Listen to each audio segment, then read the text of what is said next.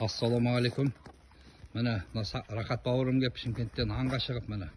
Аңғым бар.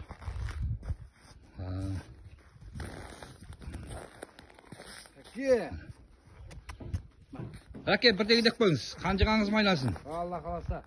Неше түлкі қалдыңыздар? Неше қоян? Кеше 4 түлкі, 7 қоян алғанбыз, Алла қаласа. Мынау иттеріңіздің аты? Біреудің аты Сартас сырттан. Мынау Көкқасқа ма? Мынау Көкқасқа. Неше жыл болды аңшылықпен айналысып жүргеніңізге? Аңшылықпен айналысқаныма 15 жыл болды. 15 жылдай болды ғой. Сіз енді біздің жаққа осы 15 жыл болды кеп жүргеніңізге. Иә. Қанжығаңыз майлансын. Түлкісі бар. Қояны бар. Мына сырттан. Мынау иттеріңіз жақсы иттер екен. Жақсы. Құмай тазылар ғой мынау енді қазақ. Осы Алла қаласа қазір 1-2 сағатта шығамыз аңға.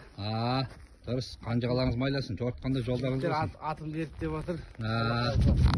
Қасқыр бар дейді. Алла өз еліңізге, неңізге бір сәлемдеме айтып қойыңыз енді.